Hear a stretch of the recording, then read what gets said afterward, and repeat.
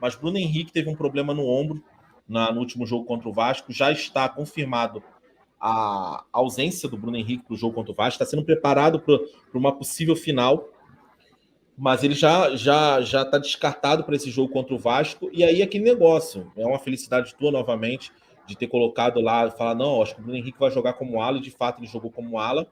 E agora a gente tem o seguinte, quem é que vai substituir o Bruno Henrique?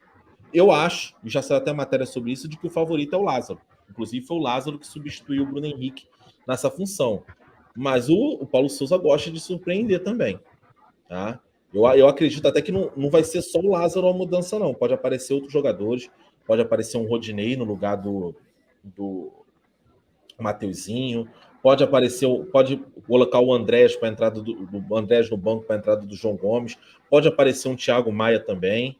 Eu acho, pode aparecer um Pedro, tá? E pode também aparecer um Pedro. Eu acho que o Paulo Souza é adepto a isso, a gente vai ter que sempre entender. Agora, quem é que jogaria? Vitinho já jogou nessa função, Everton Ribeiro já jogou nessa função, René já jogou nessa função, e Marinho, durante um jogo, também já jogou nessa função. E aí, Rafa, quem você acha que ele vai colocar e quem você colocaria para essa função no lugar do BH? Tá, legal. Vamos primeiro falar dessa posição específica, né?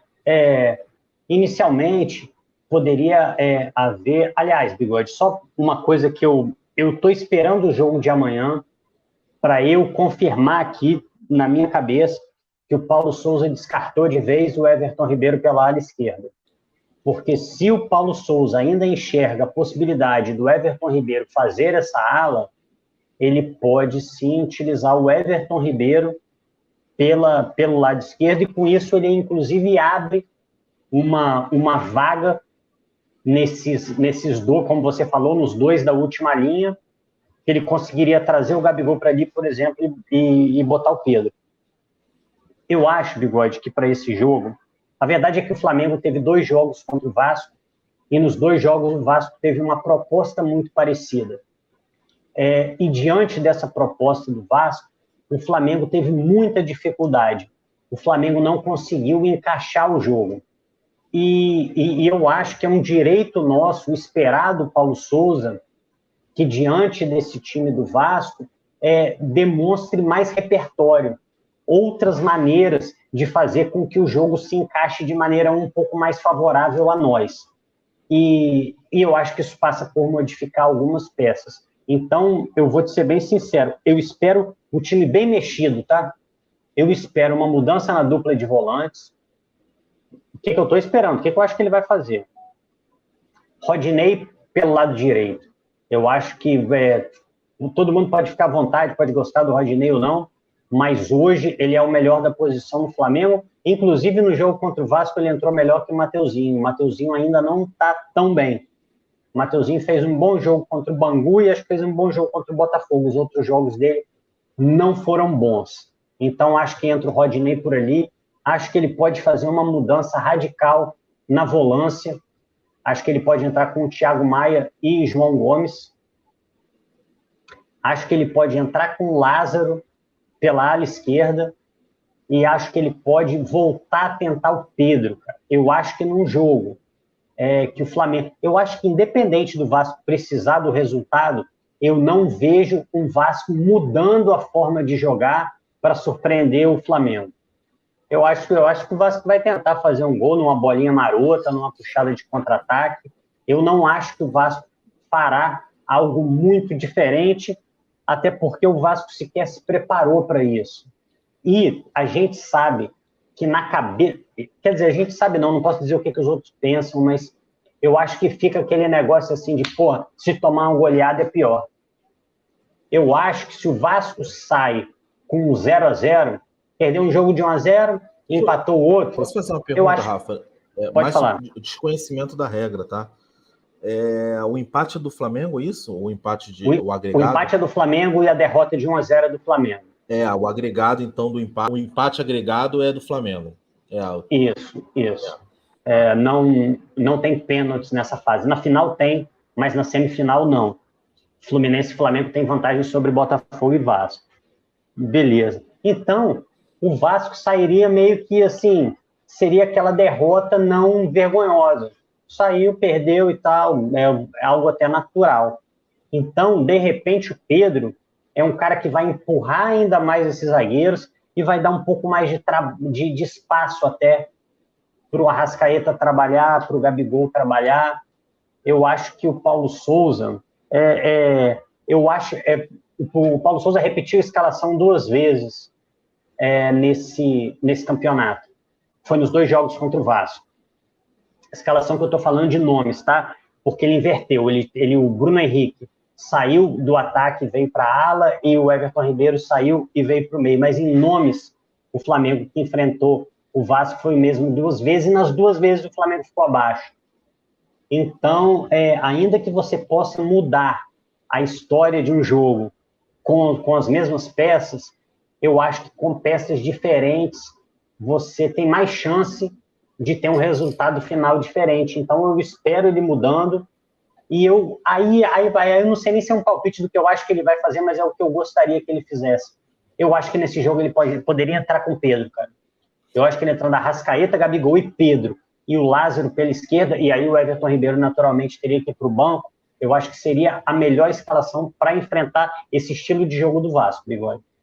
Eu particularmente, primeiro agradecer aqui o Van Júnior 73, pelos 11 meses.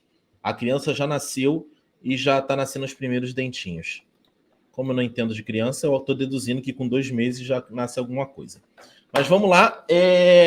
Eu acho que o Flamengo deveria ter um antídoto para jogar contra equipes e como o Vasco, que colocam às vezes 8 jogadores dentro da área. Deveria ter um antídoto para isso. Mas vamos pensar que o Flamengo não tenha.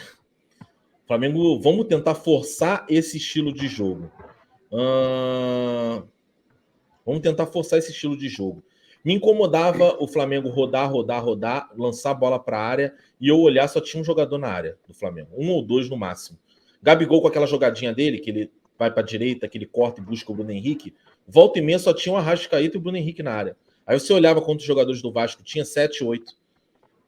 Irmão, se você vai jogar esse jogo, eu acho burrice. Eu acho que é igual o BBB. Meu irmão, se eu tô no BBB e eu sou rival do Arthur, eu não vou pro paredão com o Arthur. Quer forçar a barra? Pode forçar. Eu acho que o Flamengo vai forçar a barra. Se vai forçar a barra, coloca o Pedro. O Pedro sozinho ele já puxa 2. Já fica 2 atento ao Pedro. Você já perde 2 ali que vão ficar acompanhando o Pedro. Vão ficar de olho no Pedro. E aí abre espaço para alguém. Mas eu acho que o Flamengo deveria optar por uma jogada, por chutes de fora da área, colocar jogadores que tenham essa característica. O Andréas tem, o João Gomes tem. O Thiago Maia nem tanto, o Arão também nem tanto. Né? Mas ter esses jogadores, por exemplo, se é chute de fora da área, por exemplo, o Marinho seria uma ótima arma. Um Vitinho. Vitinho não passa um jogo. Jogando como titular, o Vitinho não passa um jogo sem chutar pelo menos 3 vezes ao gol. Pode isolar a bola e o caralho é 4, mas o Vitinho chuta. Tá? Então, eu particularmente, eu acho que ele vai entrar de Lázaro. Acho que não vai ter mudança na dupla de volante. Eu acho que ele não vai colocar isso muito logo de cara assim. Eu acredito que vai entrar Arão e João Gomes. Acho que o Thiago Maia não entra. Arão e João Gomes. Já é uma mudança. Já é uma mudança. Ele jogou com Arão e Andréas. Arão e Andréas. Acho que vai entrar o Lázaro e no ataque tem essa... Cara, eu gostaria muito de ver o Pedro, mas eu acho que ele vai manter o Everton Ribeiro e o Arão municiando o Gabigol. E aí eu acho que vai entrar no jogo do Vasco. Só que o jogo do Vasco eu acho muito mutável. Eu discordo que o Vasco inicialmente vai entrar para ganhar, para perder de pouco. Ninguém entra sabendo que 2 bolas vadias pode te classificar, irmão. Ninguém. Eu acredito que o Vasco vai jogar esse jogo aí que a gente viu no primeiro tempo. Acho que a estratégia vamos fazer o seguinte, vamos jogar no nervosismo deles, porque o Flamengo fica nervoso. Você vai pensar assim, o Flamengo tem uma puta de uma vantagem, o Flamengo consegue ficar nervoso. Porque a exigência do torcedor apresente bom futebol e goleie o Vasco. Essa é a exigência do torcedor. O Flamengo tem que entender qual é a exigência do torcedor hoje. A exigência do torcedor do Bayern de Munique, quando ele enfrenta uma equipe da segunda divisão, é o quê? Dar show e golear. É a exigência do torcedor do Flamengo. Eu não estou dizendo que se isso é justo ou não é, tá? Então, eu acho que o Flamengo pode entrar nesse nervosismo se começar a esbarrar nesses bloqueios do Vasco no primeiro tempo. Terminou o primeiro tempo 0-0, eu acho que o Vasco vai... Ó, a estratégia está indo boa. E no segundo tempo o Flamengo vai tentar algumas ações, vão ser bloqueadas e o Vasco vai começar a jogar no contra-ataque. Eu acho que isso. E um gol do Vasco coloca o nervosismo para cima do Flamengo. Lembrar isso. O Flamengo é um time que não consegue... psicologicamente, o time do Flamengo ele se torna um psicológico de criança quando enfrenta clássicos. Eu acho que todos. É porque esse Botafogo é tão deformado, assim, tão sem cara, que o Botafogo a gente não viu isso, mas a gente viu isso contra o Fluminense e contra o Vasco, né? Então, é mais ou